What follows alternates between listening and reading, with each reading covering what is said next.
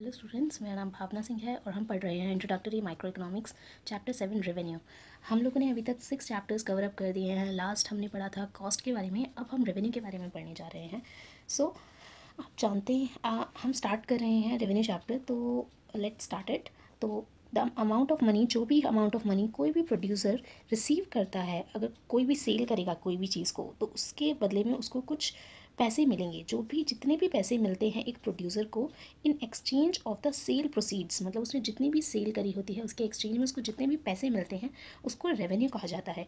For example, अगर किसी भी फर्म ने 100 चेयर्स मान लो कि सेल करी हैं और उसमें उसको 16,000 रुपये मिल रहे हैं उसको 100 चेयर्स को सेल करने के लिए, तो जो 16,000 रुपये हैं उनको रेवेन्यू कहते हैं। इसका मतलब रेवेन्यू की डेफिनेशन क्या हुई? Revenue refers to the amount received by any firm from the sale of any given quantity of any commodity in the market. यानी किसी भी मार्केट में सेल करने से, कोई भी कमोडिटी को मार्केट में सेल करने से जितने भी पैसे आएंगे वो पैसे रेवेन्यू कहलाते हैं। ना, रेवेन्यू बहुत इंपॉर्टेंट कंसेप्ट है इकोनॉमिक एनालिसिस में, और वो डायरेक्टली इन्फ्लुएंस होता है सेल्स लेवल से। यानी कि जैसे जितनी सेल्स बढ़ती हैं, सेल्स एंड रेवेन्यू जो है are directly linked, directly proportional. I am really sorry guys, मैं बहुत स्लो लिख रही हूँ आज बिकॉज मेरे थोड़ा सा इंजरी है हैंड में। सो सेल्स एंड रेवेन्यू जो है डायरेक्टली प्रोपोर्शनल। इसका मतलब क्या है? सेल इंक्रीज होगी अगर, तो क्या होगा? रेवेन्यू भी इंक्रीज होगा। ऑब्वियसली जितनी ज़्यादा सेल करोगे उतने ज़्यादा पैसे मिलेंगे, यानी उतना ज़्यादा रेवेन्यू आएगा। सो कंसेप्ट ऑफ रेवेन्यू यही कहलाता है कि कंसेप्ट ऑफ रेवेन्यू के अंदर 3 इंपॉर्टेंट टर्म्स होती हैं। कंसेप्ट ऑफ रेवेन्यू के अंदर 3 इंपॉर्टेंट चीज़ें होती हैं, which are total revenue, average revenue and marginal revenue.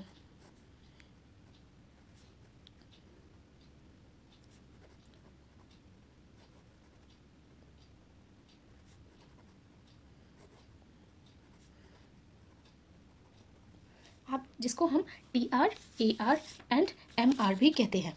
Now obviously जैसे कि कॉस्ट हमारी होती है total cost, average cost, marginal cost, उसी तरह रेवेन्यू भी हमारा 3 तरह का होता है: total revenue, average revenue and marginal revenue. अब टोटल रेवेन्यू, एवरेज रेवेन्यू और मार्जिनल रेवेन्यू का मीनिंग क्या है, आज हम ये समझेंगे।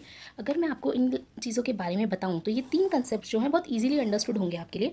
टोटल रेवेन्यू यानी TR अगर हम देखें तो क्या होता है? इसका मतलब होता है इट जितनी भी टोटल रिसीट्स आई हमारे पास from the sale of a given quantity of a commodity, जितनी भी टोटल रिसीट्स आई, जितने भी टोटल पैसे जितने आए एक गिवन क्वांटिटी को क्या सेल करने से, यानी total receipts from sale of a given quantity of a commodity, उसको क्या कहते हैं? टोटल रेवेन्यू कहते हैं ना। टोटल रेवेन्यू आप कैसे ऑब्टेन होता है? इसका फॉर्मूला होता है टोटल रेवेन्यू का कि जो क्वांटिटी है कमोडिटी की, यानी जो भी गुड्स हमने लिए हैं, कितने गुड्स लिए हैं, उसको अगर हम मल्टीप्लाई कर दें किसके साथ? उस गुड के प्राइस के साथ, प्राइस ऑफ दैट कमोडिटी, तो क्या आ जाता है? टोटल रेवेन्यू आ जाता है। फॉर एग्जाम्पल, मान लो किसी भी फर्म ने सेल किए 10 चेयर सेल करी है एट ₹160 पर चेयर, यानी 10 चेयर अगर किसी भी फर्म ने मान लो सेल करी है और हर चेयर का प्राइस 160 है, तो ऑब्वियसली टोटल रेवेन्यू क्या होगा? टोटल रेवेन्यू सिंपल मैथ्स है, 160 इंटू 10 विच इज़ ₹1600 हो जाएगा। 1600 रुपये क्या हो जाएगा? टोटल रेवेन्यू हो जाएगा। सिमिलरली इसी कंसेप्ट को सिंपल टर्म्स में अगर मैं देखूँ, आपको बताऊँ कि एवरेज रेवेन्यू क्या होगा। एवरेज रेवेन्यू आपको पता है, मैंने आपको बताया था एवरेज कॉस्ट क्या होती है, per unit of total cost. तो एवरेज रेवेन्यू क्या होगा? Per unit of output sold, यानी revenue per unit of output sold, यानी जितना भी हमने आउटपुट सेल किया है उसका पर यूनिट हमें कितना मिल रहा है, हर यूनिट पे कितना मिल रहा है हमें, उस रेवेन्यू का हर यूनिट पे कितना मिल रहा है। यानी अगर मान ये कैसे निकाला जाता है? एवरेज रेवेन्यू का फॉर्मूला होता है total revenue divided by quantity. Obviously average कर देंगे उसका, जैसे कि टोटल कॉस्ट में हमने एवरेज कॉस्ट के अंदर निकाला था total cost divided by the quantity. Similarly यहाँ पे total revenue divided by the quantity sold, जितनी सेल करी है क्वांटिटी। फॉर एग्जांपल, अगर टोटल रेवेन्यू हमने देखा 10 चेयर्स का, हमने यहाँ पे देखा कि 10 चेयर्स का टोटल रेवेन्यू ऑफ 10 चेयर्स क्या है हमारा, मान लो ₹1600 हमने लगा लिया। हमने कहा था 1600 है, अगर वो एट द रेट 160 पर चेयर के हिसाब से हम देखें तो टोटल रेवेन्यू हमने यहाँ पे निकाला था 1600। अब यहीं पे मैं कहूँ आपको एवरेज रेवेन्यू निकालो, तो एवरेज रेवेन्यू के लिए सिंपल सा फॉर्मूला आपको पुट करना है। टोटल रेवेन्यू 1600 था, क्वांटिटी कितनी 10 चेयर्स की थी, तो एवरेज रेवेन्यू मतलब क्या होगा 160। यानी कि क्या है इसका मतलब क्या हुआ 160 एवरेज रेवेन्यू है। हर मतलब हर चेयर पे एवरेज कितना रेवेन्यू मिल रहा है, हर चेयर पे हमें 160 रुपीज़ मिल रहा है। यही तो हमने यहाँ पे देखा था 160 रुपीज़ हमने लिखा था, तो एवरेज रेवेन्यू आ गया ना। इसी चीज़ को मैं आपको एक और कंसेप्ट बताना चाहूँगी कि एवरेज रेवेन्यू जो है हमारा पर यूनिट ऑफ सेल्स जो है और जो प्राइस है पर यूनिट वो हमेशा हमारा सेम होता है। अब ये मैंने देखा आपको एवरेज रेवेन्यू मतलब यहाँ पे ये जो पर यूनिट एवरेज रेवेन्यू आया, पर यूनिट तो है, average revenue is equal to the per unit sale receipt. यानी हमने यहाँ पे देखा था पर यूनिट जो सेल रिसीट आई वो हमारे एवरेज रेवेन्यू के इक्वल होती है। इससे हमें क्या पता लगता है, इसका मतलब क्या होता है कि एवरेज रेवेन्यू जो है प्राइस के भी इक्वल है। यानी ये हर चेयर का प्राइस ही तो बताया गया था कितना था 160, तो इसका मतलब क्या हुआ कि जो प्राइस और एवरेज रेवेन्यू क्या है सेम चीज़ें होती हैं, they are the same things. Price and average revenue are same.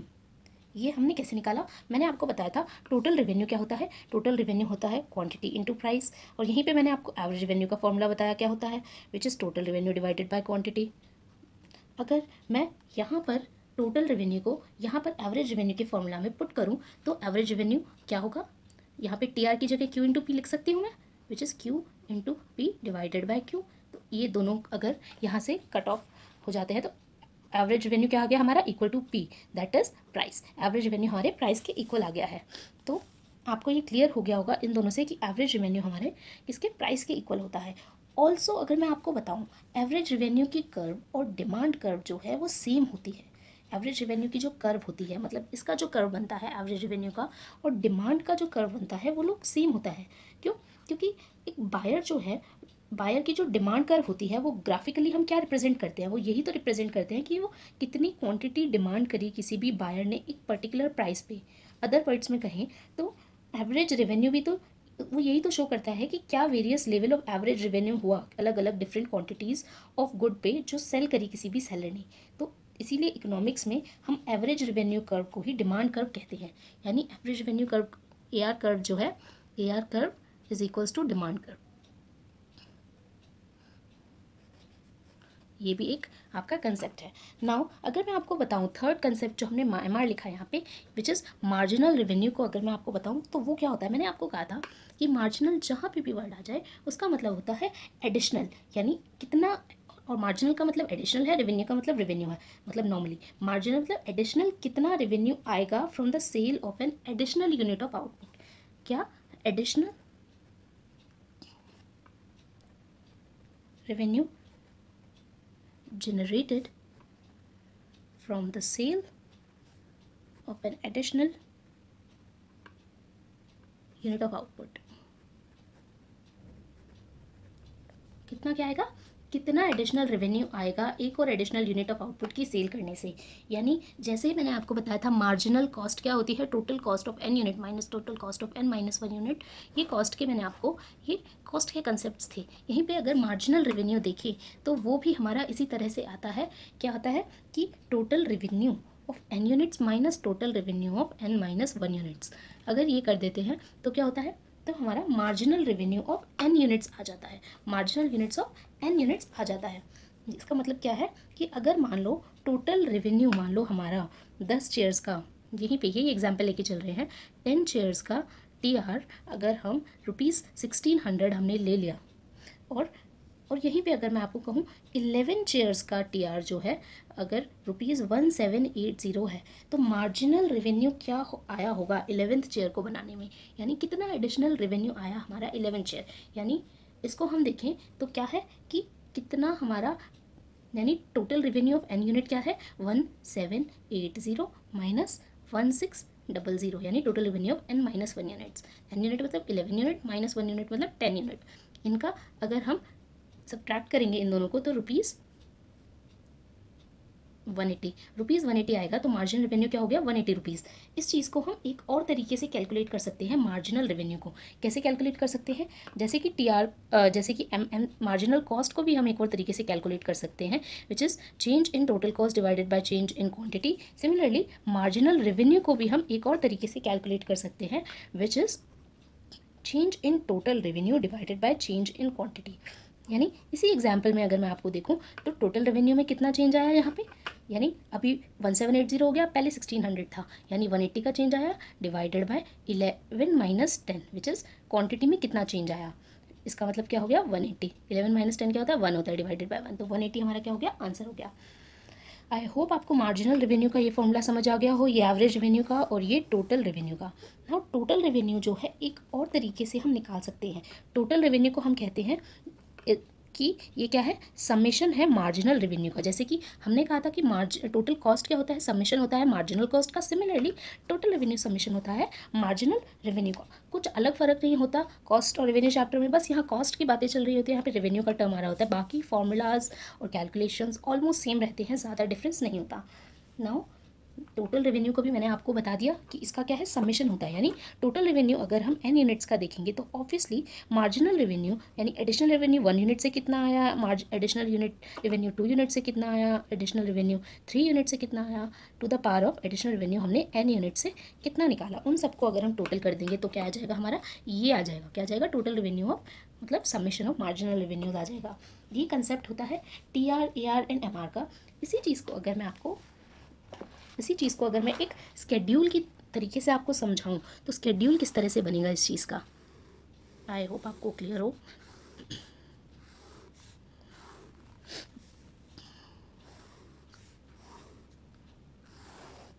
यहाँ पे हम यूनिट्स सोल्ड लिखते हैं, यानी कि क्वांटिटी कितनी आई है हमारी।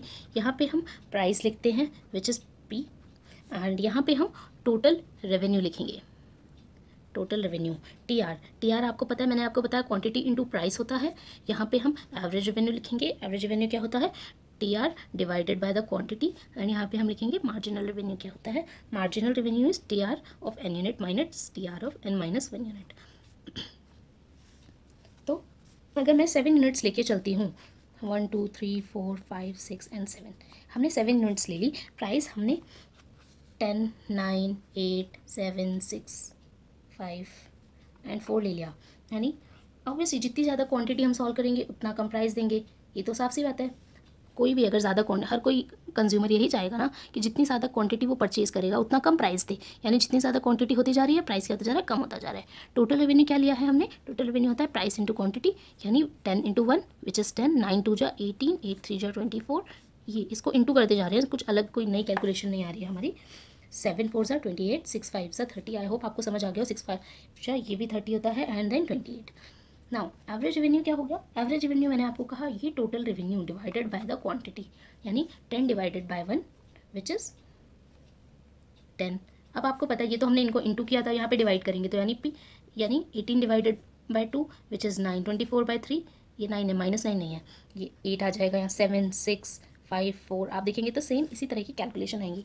आप यहाँ पे नोट करेंगे, मैंने आपको बताया था एवरेज रेवेन्यू जो है और प्राइस क्या है हमारे इक्वल होते हैं, सेम होते हैं, तो आप यहाँ देख पाएंगे कि प्राइस भी सेम आ रहा है और एवरेज रेवेन्यू भी सेम आ रहा है। और मार्जिनल रेवेन्यू क्या होता है, कितना एडिशनल क्या हुआ, कितना एडिशनल रेवेन्यू मिला हर एक unit of out unit sold के साथ, यानी कितना एडिशनल हमने, यानी यहाँ पे हमारा 10 था, 10 माइनस 0 अगर हम देखें तो यहाँ पे तो 10 ही रह गया।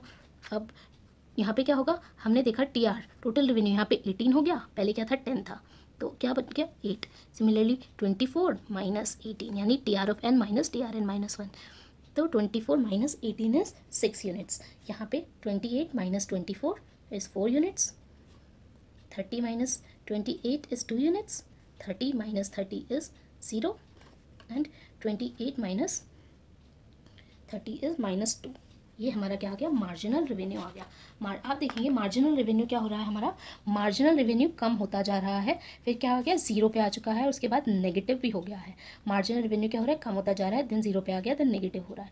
आप टोटल रेवेन्यू को देखेंगे तो पहले क्या हो रहा है, टोटल रेवेन्यू यहाँ पर इंक्रीज होता जा रहा है, टोटल रेवेन्यू हमारा क्या हो रहा है, इंक्रीज हो रहा है, 10 से 18, 18 से 24, 24 से 28, पहले एकदम से इंक्रीज हुआ, इंक्रीजिंग रेट पे इंक्रीज हुआ, फिर डिक्रीजिंग रेट पे इंक्रीज हुआ, फिर कांस्टेंट हुआ, और फिर यहाँ पे क्या है, डिक्रीज होने लग गया, क्या होने लग गया, डिक्रीज होने लग गया। मैंने आपको एक और बात बता दी कि हमारा एवरेज रेवेन्यू और प्राइस क्या होता है, हमारा इक्वल होता है, एवरेज रेवेन्यू और प्राइस क्या होता है, इक्वल होता है।